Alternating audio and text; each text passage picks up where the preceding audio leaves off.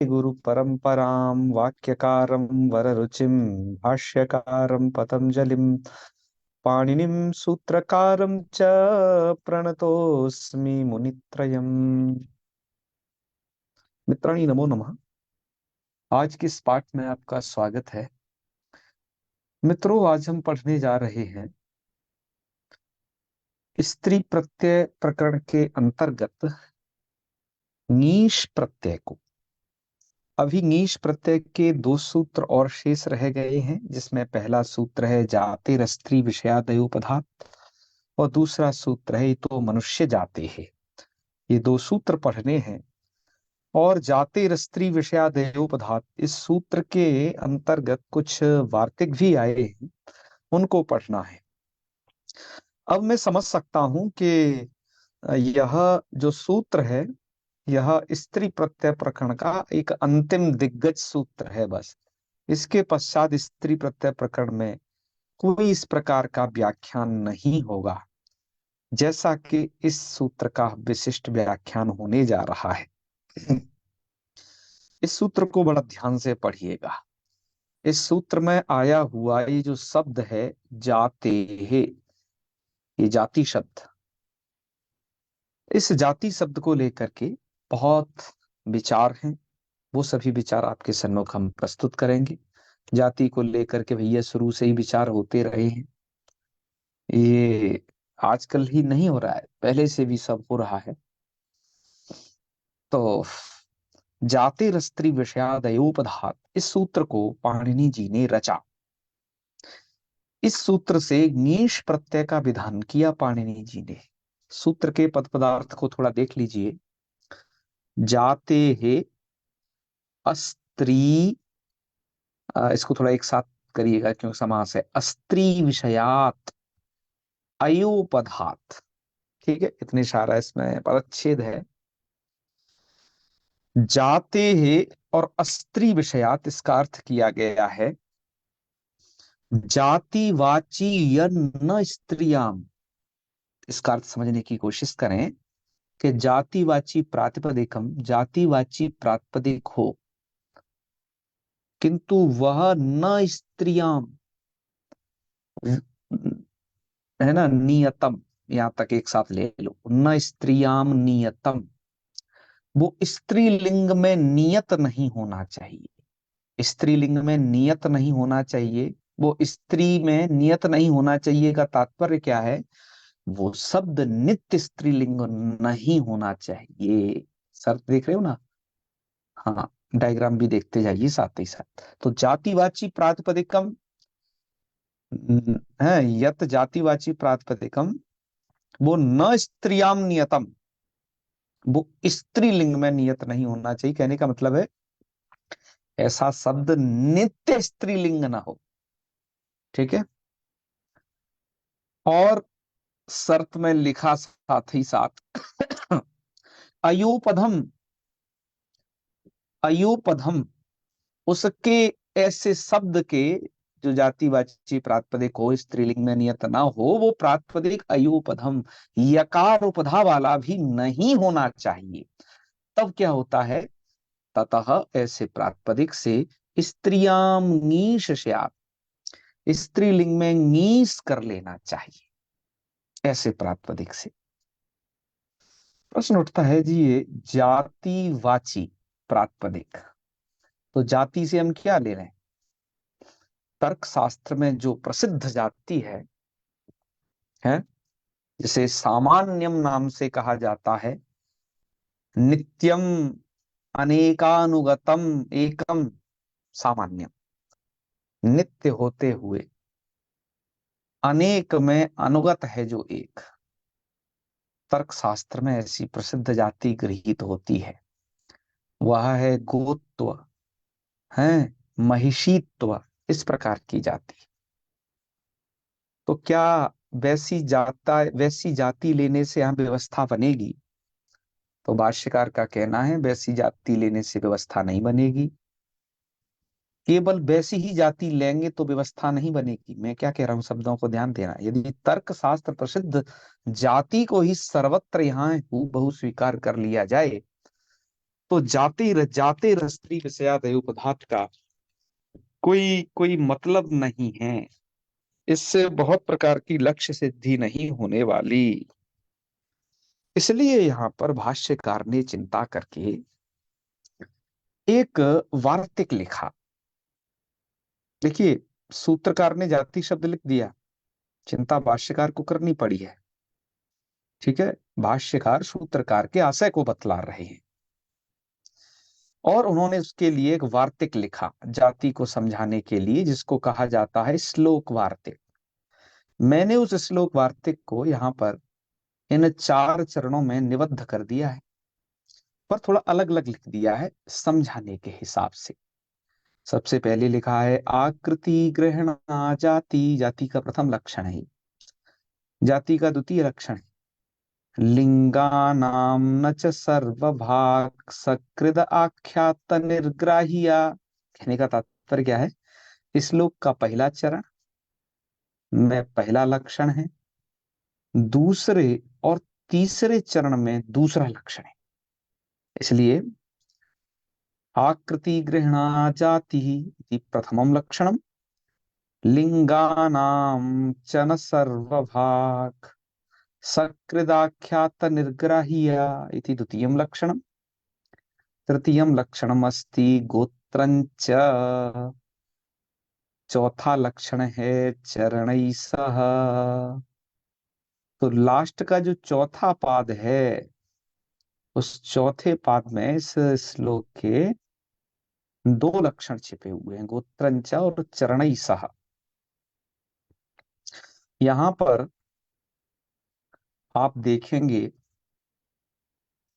यह जो प्रथम लक्षण है आकृति गृह्णा जाति, यह जो जाति का लक्षण है ये वही लेना है जो तर्कशास्त्र में प्रसिद्ध है। ठीक है, उदाहरण के लिए देखिए, जैसे आकृति गृह्णा जाति, इस शब्द का क्या अर्थ है? आप यहाँ पर फर्स्ट देखिए, आकृति से पहचाने जाने वाली जाति होती है। आकृति ग्रहणा मतलब आकृति के द्वारा जिसका ग्रहण होता है, ग्रहणम माने ज्ञानम, आकृति से जिसका ज्ञान होता है। कहने का भाव क्या है? संस्कृत में भी इस बात को लिखा है अनुगतेन अवयव संस्थानेन ज्ञातुम शक्या।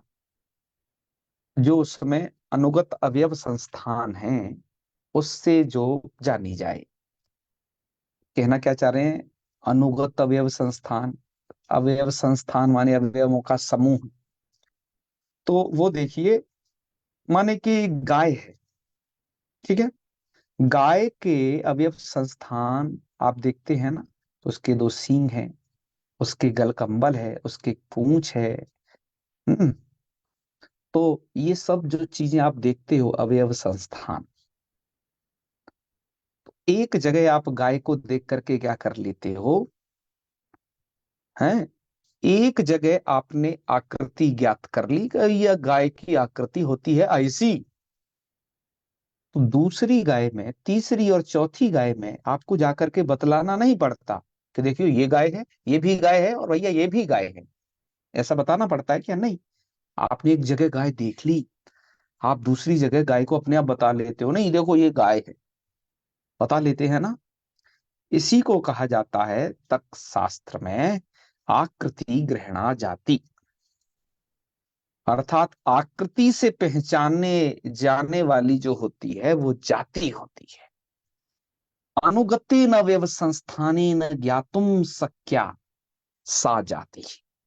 अवयव संस्थान से जान ली जाए, है ये क्या है? कुटी, इसके ऐसा पैर है ऐसे ऐसे चलती है एक कुटी। ये सब इसके उदाहरण है। सुकरी, एक अवयव, विशेष अवयवों का समूह देखा और आपने पहचान लिया जी इतने ये थन आने हैं इसके, सुकरी है। सुकी, मृगी, आप अवयव संस्थान को देख करके पहचान लेते हो, अरे भैया ये मृगी है, यह सुकी है, यह सुकरी है, यह गऊ है। अवयवों को देख करके आप पहचान लेते हो। ये जाति का प्रथम लक्षण है, आकृति ग्रहणा जाति। जाते स्त्री विषयादि उपधात में इस प्रकार की भी जाति ली जाती है। तो ये पहला लक्षण से लक्षित जाति भी ली जाएगी। ठीक है। वो यहां पर मूल में जो उदाहरण दिया है वो तटी उदाहरण दिया है। तटी, देखो कैसे, तट शब्द है ना, तट शब्द कैसा है, जातिवाची है। कौन सा जाति है इसमें, आकृति ग्रहणा जाति है, प्रथम लक्षण है। कैसे कि आपने एक जगह तट को देखा कि हाँ भैया, तट का मतलब ये जहां पर बीच में से ये पानी निकला है, और इस साइड और इस साइड में भैया थोड़ा सा कुछ पत्थर डले हैं या रेतिया पड़ी है या ऐसे ही है, सूखा या गीला थोड़ा, ये तट होता है। एक जगह आपने नदी का तट देख लिया, समुद्र का तट देख लिया, दूसरी जगह आपको बताना थोड़ी ना पड़ता है कि भैया ये तट है। आप ऐसे आकृति से वहां ढंग से समझ जाते हो कि नहीं, ये तट है। ठीक है। तो आपका तटी शब्द कैसा है, जातिवाचक हुआ। देखो सबको घटाते चलिए, तटी इति जातिवाचकम प्रातिपदिकम।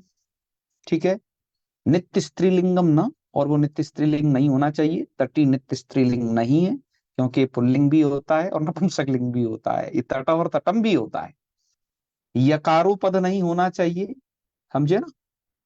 तो यकार इसके बिल्कुल भी उपधा में नहीं है, इसके तो तट शब्द है तो टकार उपधा में है, आप ये कहेंगे। सभी शर्त घट गई, क्या हो जाएगा, नीश हो जाएगा। तो तटत्व जाति, उसको स्त्री में कहना हो तो तटी बन जाएगा, तटत्व जाति। उसको स्त्रीलिंग में कहना है तो तटी बन जाएगा, नीश करने पर ये बन जाएगा, ये ध्यान रखें। तटी में पूछे क्या है, नीश है। समझे ना मेरी बात को। चलिए, अब दूसरा लक्षण कहा जा रहा है। दूसरा लक्षण है लिंगानाम च न सर्वभाग सकृदाख्यात निर्ग्राह्या। मैं सकृदाख्यात निर्ग्राही, आख्यात निर्ग्राह्या का पहले कहूंगा अर्थ। ठीक है। और लिंगानाम न च सर्वभाग को बाद में कहूंगा। अर्थ इसका मैं आपको बताता हूं, उदाहरण हम बाद में जानते हैं। मैंने सेकंड स्थान पर इसे लिखा है यहां कि एकस्याम व्यक्तौ सकृत, थोड़ा मैं शाब्दिक अर्थ बताने की कोशिश करना हूं, सकृद आख्यात निर्ग्राह्य।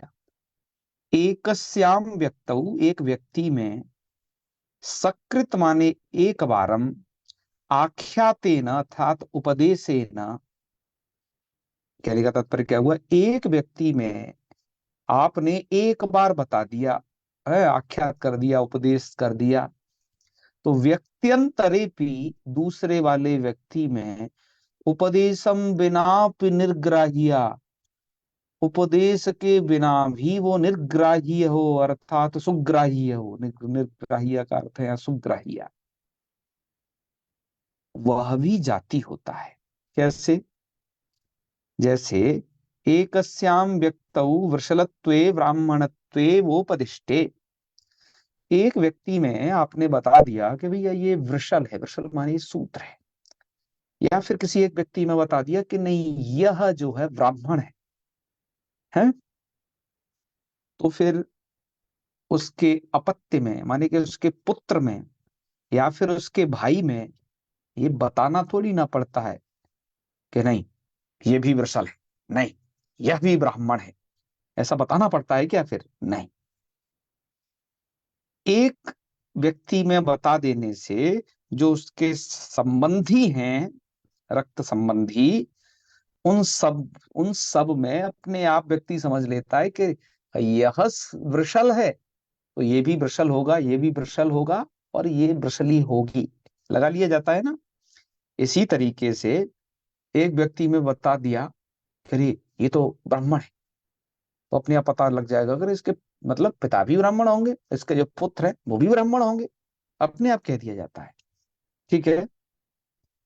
तो उसके अपत्य में, सहोदर इत्यादि में, तदुपदेशम बिना भी, वो बिना कहे भी लोग जान जाते हैं कि नहीं ये भी उसी जाति का है। तो ऐसे वृषली, ब्राह्मणी इत्यादि जो शब्द हैं वो उदाहरण बनेंगे इसके, किंतु याद ये रहे याद ये रहे कि लिंगानाम चन सर्वभाक, ऐसा शब्द सर्वभाक, सभी लिंगों, लिंग वाला नहीं होना चाहिए। कहने का मतलब है ऐसा शब्द पर त्रिलिंगी ना होना चाहिए, ये याद रहे। तो वृषल शब्द पुल्लिंग होता है और वृषली कहोगे तो स्त्रीलिंग हो जाएगा, नपुंसक नहीं होगा। इसलिए द्विलिंगी है, बच गया है त्रिलिंगी से। ऐसे ही ब्राह्मण शब्द पुल्लिंग भी है,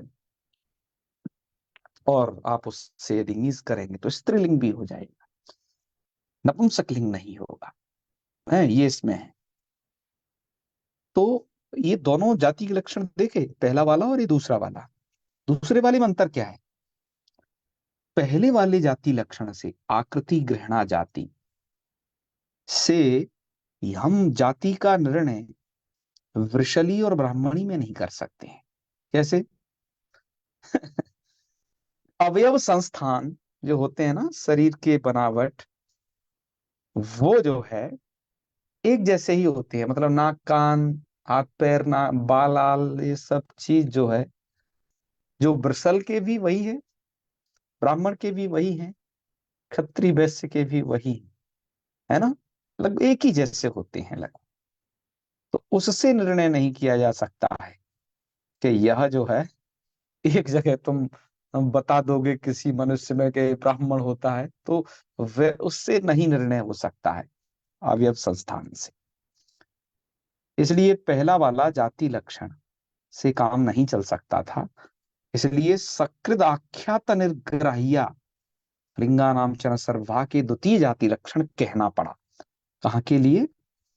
वृषली, ब्राह्मणी, ऐसे शब्दों के लिए। ठीक है। यह जो जाति है, जो द्वितीय लक्षण में बताई गई है, यह स्मृति प्रसिद्ध जाति है। स्मृतियों में से ही तो जाति का निर्धारण किया गया है ना, स्मृतियों में, मनुस्मृति इत्यादि ऐसे ग्रंथों में। ठीक है। सकृदाख्यात निर्ग्राह्य स्मृति प्रसिद्ध जाति है। इसे एक बार बस बताना पड़ेगा कि ब्राह्मण है, ये अमुक है, अमुक है, तो उसके परिवार वालों को, रक्त संबंध वालों को समझ लिया जाएगा कि ये वही हैं, ये उसी जाति के हैं। ये दूसरा जाति का लक्षण आपने पढ़ लिया। मित्रों, तीसरा जो जाति का लक्षण है वह है गोत्रंच। ठीक है। इसका उदाहरण मूलकार ने लघु सिद्धांत कौमुदी में दिया नहीं है। इसका उदाहरण जो होना चाहिए वो औपगवी होना चाहिए। बल्कि कौमुदीकार ने क्या किया है यहाँ पर, गोत्रंच चरणई सह, ऐसा कह करके कठी और बहुवृची, ये दो उदाहरण एक साथ दे दिए हैं। हम पहले गोत्रंच चरणई सह इसका अर्थ समझते हैं। ठीक है। यहाँ पर बाल मनोरमा कार ने गोत्रंच चरणई सह, इसको लेकर के एक पंक्ति लिखी है। इसके अर्थ को बतलाने के लिए मैं उस पंक्ति को पढ़ता हूं। वो लिखते हैं कि चरणई सह गोत्रम जाति ही इति लभ्यते। चरण के साथ जो गोत्र है वह भी जाति होता है। कहने का भाव क्या है, तो उसको आगे समझा रहे हैं वो, कि गोत्रम चरणाश्च जाति ही इति यावत, कि गोत्र और चरण जाति होते हैं। तो गोत्र क्या चीज है मित्रों? गोत्र होता है अपत्य, हमने गोत्र के लिए यहाँ पर लिखा है कि अपत्य प्रत्यांत जो प्रातिपदिक हैं, मतलब जो अपत्य अर्थ में प्रत्यय होते हैं, तद्धित में आपने पढ़े हैं, वो उधर गोत्र संज्ञा है। ठीक है। तो ऐसे जैसे उपगो हो अपत्यम है, स्त्री ऐसा कोई विग्रह करे तो वो औपगवी कहलाएगा। है नटस्य गोत्रापत्यम स्त्री, तो वो नाडायनी कहलाएगा। ये जो शब्द है, ये गोत्र वाचक मतलब अपत्य प्रत्यांत शब्दों को भी जाति कहा गया है। इसके लिए हमने यह शब्दावली प्रयोग की है कि ये अतिदिष्ट जाति है। अतिदिष्ट जाति मतलब ये कभी जाति नहीं होते हैं उस प्रकार के, इनमें जाति तो का अतिदिष्ट किया गया है कि नहीं तुम जाति वाले हो, तो इसलिए जो जाति रस्त्री विषयादि उपधातु में जो जाति शब्द है, ये बहुत प्रकार की जाति को कहता है। यहाँ पर ये अतिदिष्ट जाति को कह रहा है। तो कहने का मतलब ये पूरा जाति शब्द पारिभाषिक है। अतिदिष्ट जाति मतलब वो जाति सदृश व्यवहार होगा उसमें भी। इसके उदाहरण होंगे उपगवी और नाटायनी। ठीक है, हमने यहाँ पर स्थिति दे दी है, उपगोपत्यम स्त्री उपगवी ऐसा बना लिया। चरणवाची, चरण से यहाँ पर तात्पर्य है वेद शाखा धेत्री वाचक जो प्रातिपदिक होते हैं वह भी जाति होते हैं। वेद शाखा धेत्री वाचक, जैसे एक कठ शाखा है बड़ी ही प्रसिद्ध, ठीक है, वेद की शाखा है। उस कठे न प्रोक्तम अधीते, कठ प्रोक्त शाखा को जिसको कठ ने कहा है, कठ नाम के एक व्यक्ति हैं, तो उन्होंने इसे कहा है, तो क्या कहेंगे इसको, कठ ऋषि द्वारा प्रोक्त जो वेद शाखा है उसको पढ़ने वाली स्त्री।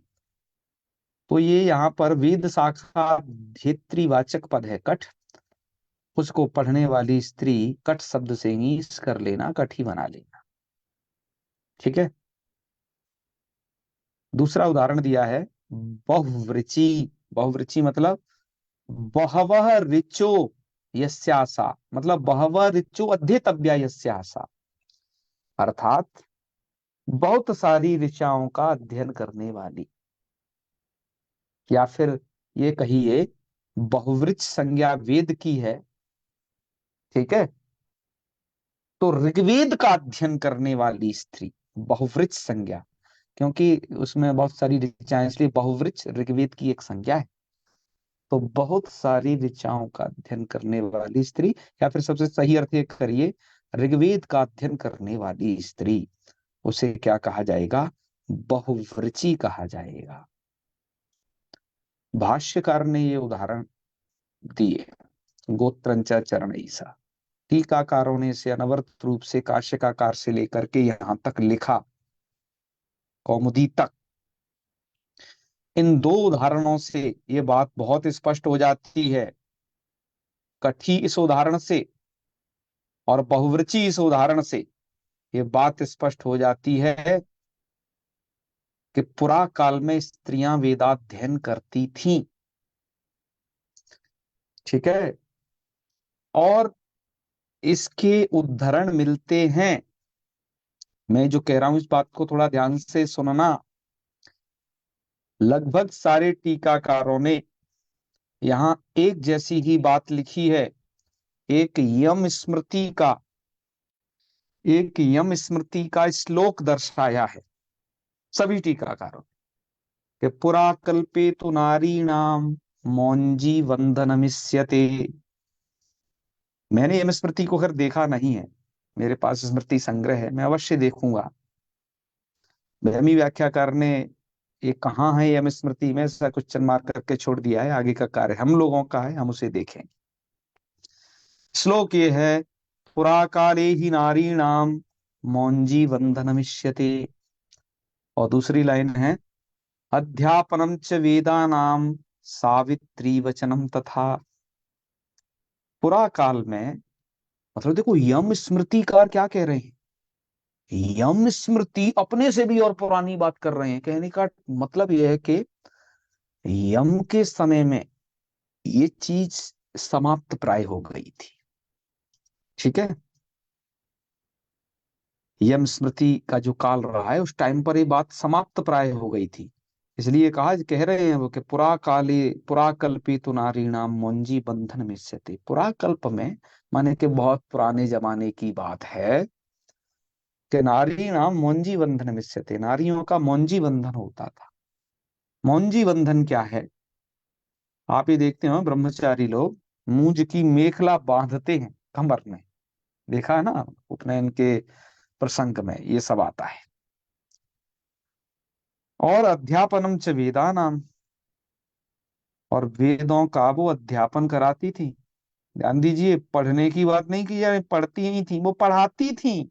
अध्यापनम च वेदानाम और सावित्री वचनम तथा, और गायत्री वचनम तथा, मतलब उन्हें गायत्री मंत्र मिलता था, वो गायत्री मंत्र का जापाप करती थी। ठीक है। क्योंकि अब जो ये स्थिति आजकल सिमट कर रह गई है, ये पुरुषों तक रह गई है। और पुरुषों में खास कर देखा जाए तो ये ब्राह्मण, क्षत्रिय और वैश्य, यहां तक सीमित कर दिया है बाद के स्मृतिकारों ने। स्मृतियों का अध्ययन नितांत अपेक्षित है। इस प्रकार के वचन मिलते हैं। इस प्रकार का यह इकलौता वचन नहीं है जिसका मित्रों में वाचन कर रहा हूं। मेरे पास यहाँ पर दाधिमथी नाम की एक टीका है जिसकी मैं आपसे चर्चा करता रहता हूँ। उन्होंने इस प्रकार के और भी कुछ बहुत सारे वचन उद्धृत किए हैं। मैं आपको इस विषय को यहाँ पढ़ाने दरअसल बैठा नहीं हूँ कि ऋषियों के पुरा काल में नारियों का जनेऊ संस्कार, गायत्री मंत्र दीक्षा, वेद पारायण होता था या नहीं होता था, इसकी हम मीमांसा नहीं कर रहे हैं। ये बात यहाँ प्रसंगतः आई, हमने वो सभी बात आपसे कह दी। समझ गए होगे ये दो उदाहरणों से कि क्या स्थिति थी पुराकाल में नारियों की। और हम बात कर रहे हैं भारतीय संस्कृति के ही संदर्भ में। ठीक है।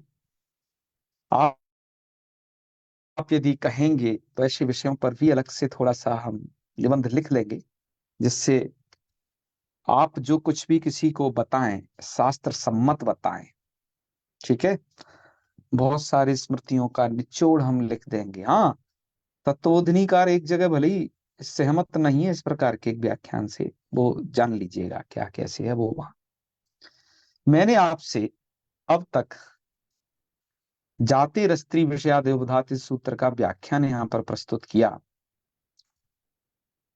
और इस व्याख्यान के अंतर जाति क्या है ये बताया। चार प्रकार का जाति लक्षण, उनके अलग अलग उदाहरण आप लोगों के सन्मुख यहाँ पर सभी उपस्थापित किए। आपने धैर्य से पढ़ा इसे। अब इस सूत्र का कुछ पदक कृत्य है, वो और मैं पढ़ा दूं बस 5 मिनट में। ठीक है। फिर आप इस पूरे सूत्र को जान लोगे उसके बाद। तो चलिए हम आगे स्लाइड पर बढ़ते हैं।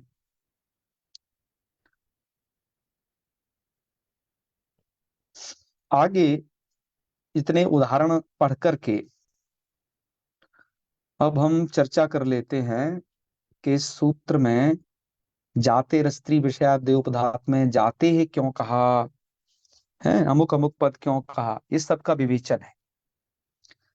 जाते हैं कि इस सूत्र में जाते हैं ऐसा क्यों रखते हो कि मतलब जातिवाचक जो प्रातिपदिक, जाति मत रखिए। तो कहा कि जातिवाचक प्रातिपदिक से नहीं रखोगे तो ये जो है औरों से भी विधान होने लगेगा। जैसे उदाहरण दिया है यहाँ पर मुंडा। ठीक है। मुंडा क्या है? ऐसी स्त्री जिसका सर मुड़ा हुआ हो उसको हम मुंडा कहते हैं। मूल शब्द है यहाँ पर मुंड। मुंड शब्द जातिवाचक नहीं है बिल्कुल भी। क्यों? ये ये तीनों जो चारों लक्षण है अपने, उनमें से किसी के अनुसार भी जातिवाचक नहीं। तुम कहोगे प्रथम लक्षण को हटा के देख लो। प्रथम लक्षण क्या है आपका? आकृति गृहणा जाति के।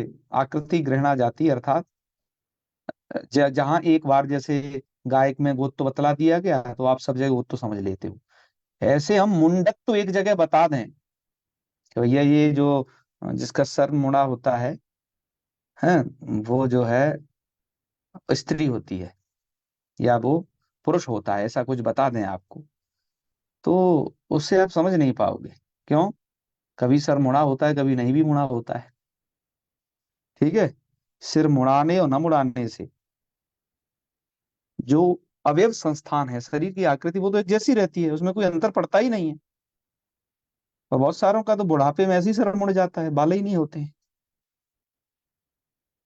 तो ये जो है मुंडत तो कोई जातीय नहीं है। यदि जाति का ग्रहण नहीं रखते सूत्र में, तो मुंड शब्द से भी यहाँ नीश होने लगता। ना तो यहाँ प्रथम जाति लक्षण घटेगा, ना द्वितीय जाति लक्षण घटेगा, ठीक है। गोत्रंच चरणई सा, इसके अनुसार भी ये जो तृतीय चतुर्थ जाति लक्षण ये भी नहीं घटेंगे। तो इसलिए मुंड शब्द से स्त्रीत्व की विवक्षा में है, क्या होगा, जाति की, यहाँ पर स्त्रीत्व की विवक्षा में इससे नीस नहीं आप कर पाएंगे, टाप प्रत्यय करके मुंडा ऐसा ही बनाएंगे। मुंडा का मतलब सर मुड़ी स्त्री, जिसका सर मुड़ गया, मोड़ दिया गया हो, या फिर उसको कहेंगे मुंडा। ठीक है, आगे चर्चा करते हैं। अग्रिम प्रत्युदाहरण है स्त्री विषयात्तिक्यम। पीछे एक बात कही थी कि जातिवाचक जो प्रातिपदिक होना चाहिए वो नित्य स्त्रीलिंग नहीं होना चाहिए। यह जो बलाका शब्द है ये नित्य स्त्रीलिंग है। बलाका विषकंटिका, बलाका कहते हैं बगुली को। बगुली देखी होगी, बगुला की स्त्री, बगुली बलाका। ये बलाका शब्द मित्रों नित्य स्त्रीलिंग है। तो यह जो सूत्र है जातिर स्त्री विषयादि उपदात, ये नित्य स्त्रीलिंग शब्दों के विषय में प्रवृत्त नहीं होता, अतः यहाँ पर नीस न हुआ, यहाँ टाप ही हुआ। ठीक है, याद रहे मित्रों, गोत्रंच चरणई सा, इस जाति लक्षण को लेकर के अंतिम इसको नागेश का अलग मत है। वो आप कभी शेखर एखर पढ़ो तो उससे जान लेना। ऐसे ही स्त्री विषयात किम बलाका को लेकर नागेश का अलग मत है। अब चूंकि नागेश के मत को हम कहेंगे यहाँ बहुत विस्तार हो जाएगा, अतः हम आपको केवल ये संकेत करके जा रहे हैं कि कभी मन हो, क्योंकि हमारे इस वीडियो को बड़े अच्छे स्तर के अध्येता भी देखते हैं जिनका व्याकरण में बड़ा प्रवेश है, गुरु टाइप के लोग, तो उनके लिए बता दे रहे हैं कि वो वहां जाकर इस विषय को देख सकते हैं। और मैं बीच बीच में बताता इसलिए हूं कि मैं वो सब विषय को देख करके आपको पढ़ा रहा हूं। बहुत कुछ पहले पढ़ करके, बहुत कुछ अब टीकाओं का इस काल में भी अध्ययन करके, सबको समाहित करके आपको पढ़ा रहा हूं, है तो जान लेना ज्यादा वहां।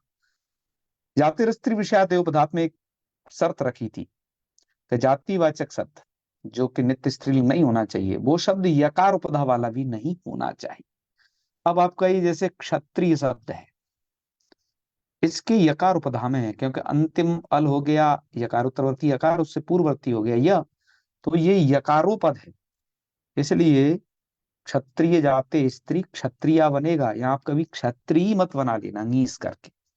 ठीक है, और पीछे वाले उदाहरण में हमने जो बनाया था, है क्या था उसमें, वृषली, तो वृषली में नीश है, शूद्र जाते है, और शूद्र की स्त्री है शूद्र तो पुमयोग होने पर खैर वहां तो अलग स्थिति है। वहां के लिए तो शूद्रा चामत पूर्वा जाति वाला जो नियम है, इसको सिद्धांत कौमुदी में कहा गया है, तो उसको यहाँ पर नहीं कह रहे हैं। उसे वहीं से देखना आप लोग, सिद्धांत कौमुदी से ही शुरुआत में ही स्त्री प्रत्यय प्रकरण की। अब थोड़ा बात कर लेते हैं कि इस सूत्र में जाते स्त्री विषयादि उपधात में ये बात कही थी कि यकार उपधा वाला कोई शब्द ना होना चाहिए, नहीं उससे हम नीस नहीं करेंगे। जैसे प्रत्युदाहरण उदाहरण दिया था क्षत्रिया, लेकिन वार्तिककार ने देखा भैया यकारोपद कुछ शब्दों में तो नीच होता है, तो एक वार्तिक रचना पड़ा, और वो वार्तिक है योपद प्रतिषेधे हय गवय मुकय मनुष्य मत्स्यानाम अप्रतिषेध। योपद प्रतिषेधे, जहां पर योपदों का प्रतिषेध किया जा रहा है, किस सूत्र के द्वारा, जातिरस्ती विषयादि उपधात के द्वारा, तो उसमें से हय शब्द, गवय मुकय और मनुष्य और मत्स्य, 1 2 3 4 5, ये 5 शब्दों में अप्रतिषेध होता है। प्रतिषेध माने कि वह नियम नहीं लगता। कौन सा नियम? जाते स्त्री विषय और विषयादि उपधात में जो अयोपधात कहा, वो है, तो इनका अप्रतिषेध है। कहने का तात्पर्य क्या है? कहने का तात्पर्य है कि हय गवय मुकय मनुष्य मत्स्य, यहाँ जो यकारोपदों को जो प्रतिषेध किया गया है अयोपधात इस अंश के द्वारा, वह निषेधांश इन योपदों में नहीं लगेगा। इन योपदों में तो क्या होगा, इनके तेसाम योपधत्वेपि नीश वाच्य, यहाँ तो नीश हो ही जाएगा। तो यहाँ तो आप नीश कर लीजिए। हय जाते स्त्री, हय जाति की स्त्री को कहेंगे हई, मतलब घोड़ी। गवय जाति की स्त्री को कहेंगे गवई। गवई आप समझिए, गवय कहते हैं नील गाय को, गवई मतलब नील गाय की स्त्री है, उनमें अंतर होता है मादा और नर में नील गाय की। मुकय, मुकय जाते स्त्री, मुकय क्या है, तो मित्रों मुकय है आपकी खचरी। खचरी जानते हो ना, गधा और घोड़े का बीच का एक जाति है बीच की, वो है खचरी। ठीक है, खच्चर जिसे आप कहते हो, तो खचरी, तो ये है उसे कहते हैं मुकई। तो यहाँ पर नीस हो जाएगा। और नीस कहाँ कहाँ होता है, तीन उदाहरण दे करके चौथे उदाहरण की तरफ बढ़े। मनुष्य, मनुष्य और मत्स्य में थोड़ा एक एक बात है, मनुष्य में और मत्स्य में। मनुष्य को लेकर के ये लिख रहे हैं हलस तद्धितस्येति ये लोपा, कहने का मतलब है मनुष्यत्व जाते स्त्री, विग्रह करिएगा मनुष्य नीस, और मनुष्य अंगीस का बचेगा ही। मनुष्य में यकार उत्तरवर्ती यकार का स्थिति से लोप कर देंगे, हलंत हो जाएगा ये मनुष्य ही। और यहाँ पर यकार का जो लोप करना है हलस तद्धितस्य सूत्र के द्वारा, मनुष्य के यकार का लोप कर दीजिएगा, मनुष्य ही वर्ण सम्मेलन करते मनुषी, ये रूप बन जाएगा। मित्रों मनुष्य भी बनता है और मानुषी भी बनता है, क्योंकि कालिदास ने लिखा है मानुषीभ्य कथम नु स्यात् अस्य रूपस्य संभव। ठीक है, तो ऐसा लिखा है। तो वो भी रूप बनता है और ये भी बनता है, ध्यान दिए। वो रूप कैसे बनता है, मैं भी व्याख्याकार की टिप्पणी देख लेना, उन्होंने वो रूप बना करके दिया है। इसके बाद मत्स्य शब्द को लेकर के कुछ एक बात कर रहे हैं, उसके लिए एक वार्तिक अलग दी है। वार्तिक है मत्स्यस्य नियाम, उसके बाद लिखा है यलोप। मूल में इतना ही लिखा है यलोप, मतलब एक वो अर्थ देना चाहते हैं इस वार्तिक का। तो पूरा अर्थ कैसे समझना चाहिए मत्स्यस्य नियाम का, कि मत्स्य अवयवस्य य लोप, मतलब यकारस्य लोप स्यात् नी परता है, जब नी परे हो तो मत्स्य के यकार का लोप हो जाएगा। कहने का मतलब क्या है कि आप विग्रह करिएगा मत्स्यत्व जाते स्त्री, मत्स्य कहते हैं मछली को, तो मत्स्यत्व जाते स्त्री, मत्स्य नीश, मत्स्य ई। और अब आप यहाँ पर मत्स्य में यकार, यकार उत्तरवर्ती यकार का पहले यशेति च से लोप की है, और इस यकार के लोप करने के लिए हलस तद्धित यहाँ नहीं कर सकता था लोप, क्योंकि ये तद्धित का यकार नहीं है, तद्धित प्रत्यय का, याद रखिए। ठीक है, इसलिए हलस तद्धित से यहाँ नहीं लगेगा। हाँ, मनुष्य में है यकार उसका, तो इसलिए यहाँ पर ये वार्तिक बनाना पड़ा। और एक नी के परे रहते ही होता है, ये नीस का ही ई है, इसके परे रहते आकार का लोप कर दिया, तो मत सही वर्ण सम्मिलन नहीं करते, मत सी, ऐसा है। चैन्य संस्करण में क्या है, ये जो वार्तिक दिया है ना, योपद प्रतिषेधे, तो योपद प्रतिषेधे को यहाँ पर नहीं रखा है चैन्य संस्करण में, मतलब वार्तिक से हटा दिया है, योपद प्रतिषेधे को यहाँ दे दिया है हाय से पहले, योपद प्रतिषेधे हाई गवई मुकई ऐसे प्रतिदार के, वार्तिक में नहीं उस शब्द को रखा है। ठीक है, ये कहना चाहते हैं मित्रों। ये नीस का प्रसंग एक सूत्र का और बच जाता है, ये तो मनुष्य जाते, उस सूत्र को मैं विस्तार अभी कह दूंगा तो एक लाइन में कह दूंगा उसे, उसमें कुछ भी नहीं है, लेकिन मैं थोड़ा उसको स्लाइड पर रख करके उस बात को आपसे कहूंगा, तो उस एक सूत्र को अभी छोड़ देता हूं, उसे कल कहूंगा। और कल से ही हमारा ऊं प्रत्यय भी चालू हो जाएगा। ऊं प्रत्यय छोटा ही सा है, और ती प्रत्यय और बचा है, वो एक ही सूत्र का है। मैं समझ सकता हूँ स्त्री प्रत्यय लगभग अभी 2 वीडियो में समाप्त तो हो जाएगा। ठीक है, तो समापन करते हैं आज के पाठ का, फिर जुड़ेंगे। तो चलिए, ओम सर्वे भवन्तु सुखिनः, सर्वे सन्तु निरामयाः, सर्वे भद्राणि पश्यन्तु, मा कश्चित् दुःखभाग् भवेत्। ओम शांति शांति शांति। सर्वेभ्यो नमो नमः। शुभ रात्रि, प्रणाम।